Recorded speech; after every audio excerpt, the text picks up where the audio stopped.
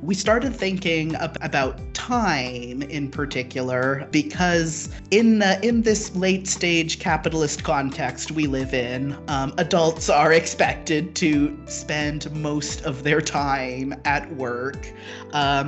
However, as people, like, when it comes to caring for ourselves and others around us, we recognize that that time, like the time we spend outside of work, is also important, as important as the time we spend together working. So we thought about time in terms of like the work week. We thought about time in terms of time off. And we thought about like when during the day we like to work and where we like to work. The structures that we existed in before now didn't necessarily care about our health. And we mean that along these 4 different dimensions for us.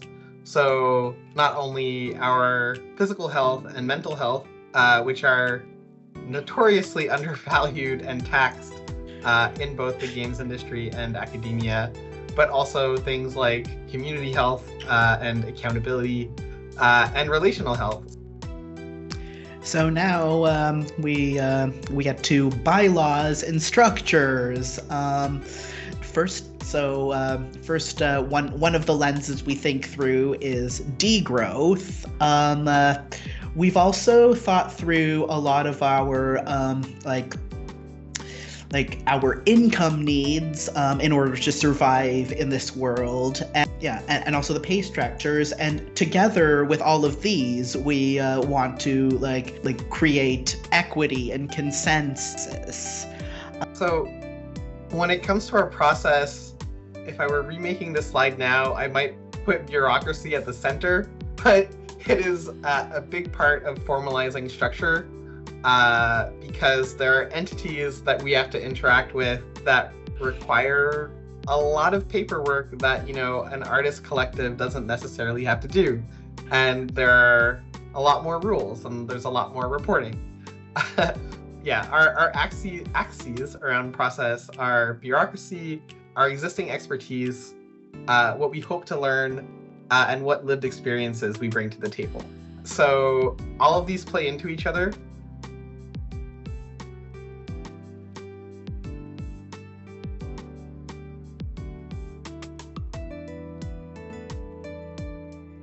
Positionality is a great way of understanding how someone comes to the knowledge that they're sharing and how they move through the world. It's a bit of an overview and introduction to me. I also live with chronic pain and I experience that pain pretty well throughout my body. I am also married to someone who has health benefits and have the ability to access the care that I need in the form of like physiotherapy and massages. So that marriage confers upon me a strong support network and things to fall back on when I'm experimenting with structures like creating a workers co-op, but still need some care and stability.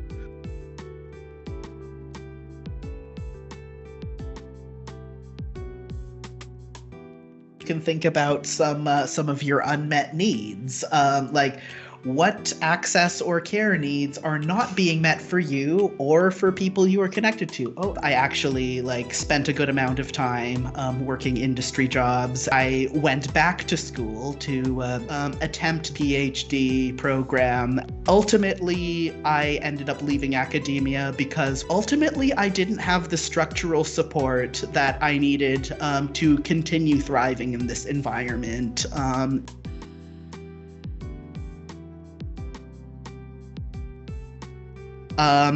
And so this led me to think, what kind of work environment would make me feel supported instead?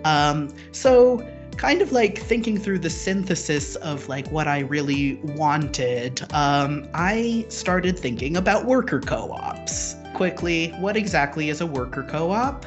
So it is a business structure where the owners of the company are its workers. Ownership of company is shared by the members and only the members. By design, there are no external shareholders, which ensures that the needs of workers are centered rather than those of investors who are seeking to profit.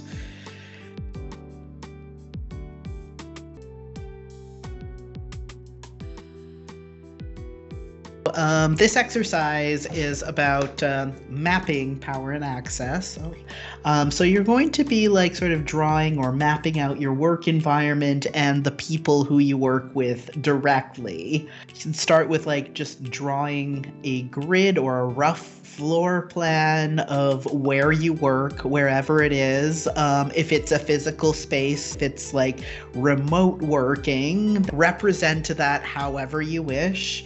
And fill it with the names of people who work with you. And from there, you can like draw the connections between people. So think about like, how are people connected, and what are the implicit and explicit power dynamics in the space? So it's not just so.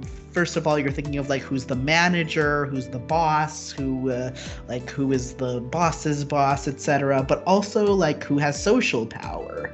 And so once you have like started mapping those connections, you'll want to look for who are your potential allies when it comes to structures of care and accessibility, and making like some of the changes you would like to see happen. And you can like sort of place them on a spectrum of favorable to not favorable when it comes to accessibility initiatives. So yeah, for finding allies, in my experience, actions speak louder than lip service. And within this, you'll also want to place yourself. Like, where do you fit into this structure, and what power do you have? What are unofficial ways that you can support access and care if you can't totally change the institution?